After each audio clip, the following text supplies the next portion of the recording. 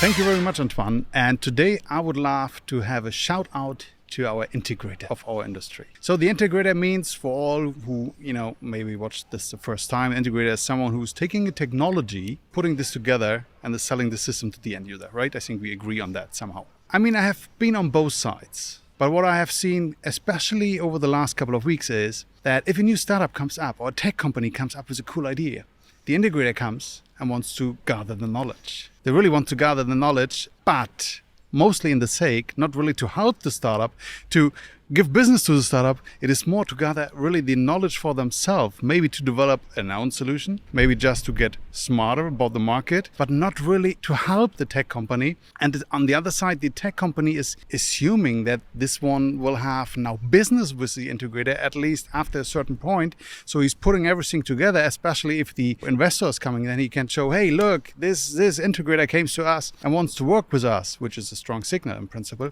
But more and more I have the feeling, and I have seen that in reality, that they just reach out just to gather the information. And even harder if it comes to the point that we all know that we need pilots. And quite often the integrator is coming, okay, I want to have a pilot with you. And the startup, the tech company is coming not only with the resources of the material, of the time, sometimes they also have to pay the money for that. We all know that. Wait. You're saying startups are paying to make a pilot? Sometimes at least they have to bring some money with. They're not paying the entire pilot, but sometimes they have at least to bring some money with that, they can do that. I had an example some years ago with one of my companies where actually we were asked to bring some money with to get this running. Can we just define it? Money for what? Money for what? That, let's say you bring the material, you bring the manpower, and as well, the end user, they want to have a kind of benefit for that. They were asking for money. Of course I love money. I've seen that. That's so you're true. Paying the end user to run your pilot. The end user wants to have some money. Sometimes you have to bring that money with. Then you're not going to the right end users, but okay.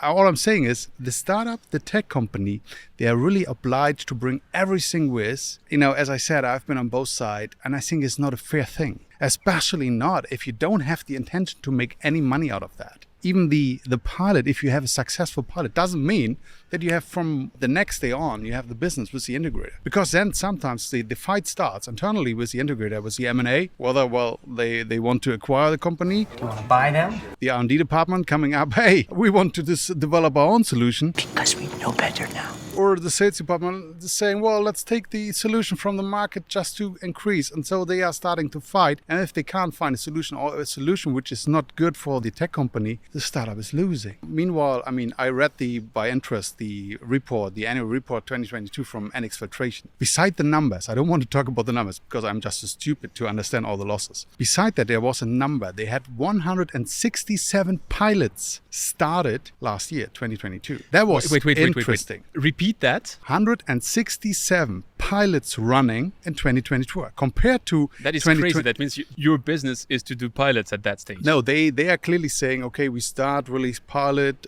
up to commercial. They have this kind of stage. If they have more pilots, then it comes to, let's say, the first solution, which is some kind of half-scale solution, and then they go to the commercial solution. That is their business model. So they started really, that is the annual report, 167. Don't name it, maybe it was 170, but somewhere in that range. Anyways, you know the rule. When we give this kind of number, we back it up, so it's probably right here. No, it's right. I figured it out. 167, even if it's 166 or 68, it's crazy. It is. And it doesn't mean for the startup that they have the business. Even for NX, I'm pretty sure that they have a kind of conversion rate, that they know the numbers. If they have 167, pilots, what is the number out of that they have to make some commercial of that? I can only guess. I have no clue about that. And then I'm good with my point. And even if it comes to the contract discussion, pretty often the integrator behave really like, this is a take it or leave it contract. Dear Mr. Startup, dear Mr. Tech Company, because I'm so big, take it or leave it. So what are you going to do with all that now? And if you want to negotiate IP or if you want to negotiate exclusivity, it is pretty hard for these companies because the others say, hey, why should I negotiate?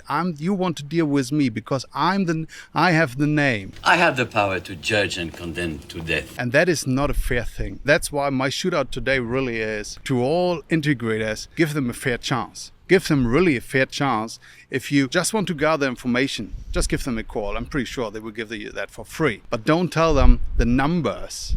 Hey, we make so much business because I have 2,000 installation and operation and we can take the solution and implement that. If you don't want to have that serious, Don't do that. And on the other hand, to all tech companies, ensure that you're talking to the right person. If you're talking to the wrong and you put all your money in that it could be wrong. So this is my editorial this time. I really want to shoot out and say, start having a fair conversation with these tech companies. It makes me think that knowledge is power here, because you might think that integrator coming to you as a startup is the best opportunity there is, and maybe it is. Thank you, Captain Obvious. But maybe it's important to turn that around. If you look at how much integrators, OEMs, EPCs, how much they spend in R&D, it is minimal. Yeah. We discussed that several times. Yeah. So that doesn't mean they don't innovate, but that means their way to innovation is not through their R&D. Their way to innovation is through this partnership with startups, smaller companies, more agile organizations, and that can be a win-win and really an ecosystem which thrives together.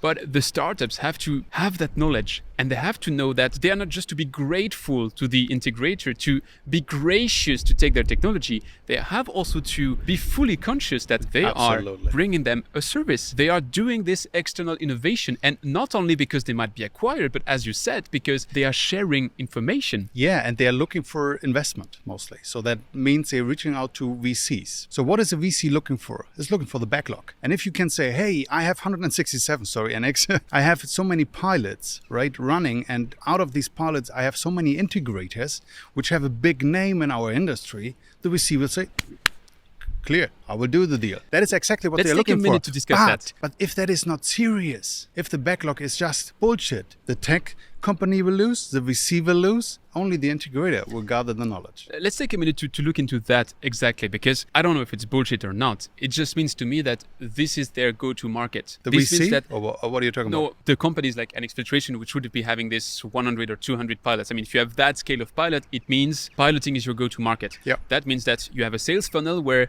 you are not looking for leads to buy your thing. You are saying, I'm looking for leads to pilot because I have a good chance to convert those pilots into demo, those demo into full scale, and ultimately making my money. If that is your business model, there are two options. Option one, you are really sure about your conversion rate. And if that's the case, then you can even pay to make a pilot because your technology is so cool that they will take it. But option two, you're not fully sure about your conversion rate because you're still in the early steps, in which case, don't go pay for a pilot. Make sure that someone pays for the pilot even. I mean, absolutely. And let's say, to be very honest, I mean, 167, well, I think is an extreme example. If they have built their business model on that, that's great and it works very cool. But most of the tech companies we all know, and most of the startups, they don't have 167.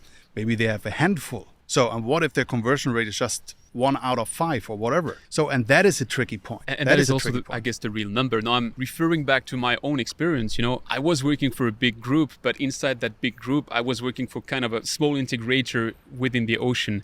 And I was running the pilots. I mean, I was going to customers who had like very tricky waters to treat. And then the reason for the pilot was to prove we could treat it, because if you could treat it, the conversion was supposed to be pretty good. But half of the time we simply couldn't treat it, or we didn't reach exactly what they wanted to reach. And even if you prove your point and your technology can do it, well, if you're not that strongly differentiated, which was my case with ozone, there will be a tender, and a competitive tender. And so if you prove ozone is good, even if you've piloted, then the integrator or the EPC, when he puts out a small tender, your competitor will bid as well, and they haven't the cost of piloting to recover, so they can be a bit more aggressive on price, and you lose it. And I guess now that's really a rule of thumb, but from my experience, my conversion rate with piloting was between 10 and 20%. We were running maybe between 5 and 10 pilots a year.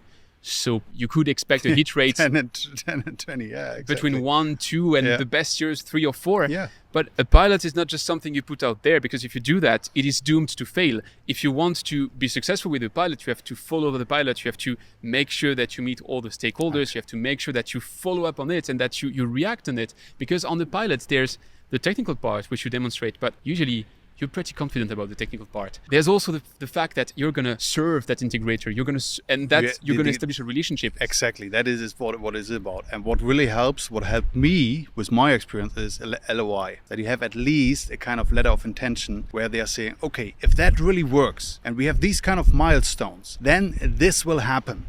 So I can only encourage every startup company saying, okay, if you go into the pilot with a big integrator, at least have an LOI and have milestones. If it goes to tender, I think it's a different game. I think it's clear. But let's say if it is a private company and they have all the installation, they can simple take whatever you have as tech company and integrate that. Yeah, but even a private Take the company, milestones. when I'm saying Take tender, the milestones. it's not necessarily public tender. It can be also private tender. I mean, most of the companies nowadays have this rule that they have to ask for 2 or 3 prices. Sure. But let's say if you're the only one, there's no other which can offer the same tag. That's a different game. So then I think we're clear. I guess what's important here is that this LOI, you have to know. I mean, that is sales 101. You have to know what you can expect. I'm pretty sure we have an audience here which have ever heard about LOI. What I mean with that is that when you're entering a sales call, you have to know what is the maximum you can get, and if you don't get the maximum, what is your second best option, and you don't want to walk out of that room without getting one or the other. Where I want to head with that is that the LOI, the best would be that you walk out there, that you have something signed, that if the pilot is successful, they buy it. But that is very unlikely. But that is. No, wait, he's almost finished. Even make it more specific. If you have an LOI and you're saying just if the pilot is successful, that doesn't, is specific enough. Make really milestones on operation hours. I was going to add to that. Removal efficiency over, let's say, average over last 3 months or whatever. If you pass all these milestones, this must happen, and the integrator has to give you something for that because you put a lot of things in that. And again, integrators, please play a fair game with all the startups. I think we've already discussed the last time actually, which we were really outside and which I had the sun in the eyes. We discussed that topic because we discussed about AL utilities and the trial reservoir. Yeah. And I stand my point. That is brilliant, stupidly simple. It's the kind of stuff, it's like the wheel. The guy who invented the wheel. I guess the first person who looked at it said, I should have invented that yesterday because it's just so logical. Should have been me. What I want to head with that is that what they do is exactly this, is they say, we don't enter a pilot unless we have a clear roadmap, which says if those boxes are ticked, then there is a call to action, which might be you buy the unit, which might be you build a full scale. Or if it has to be, you go to a competitive tender with 2 or 3 offers, but at least it has to be defined.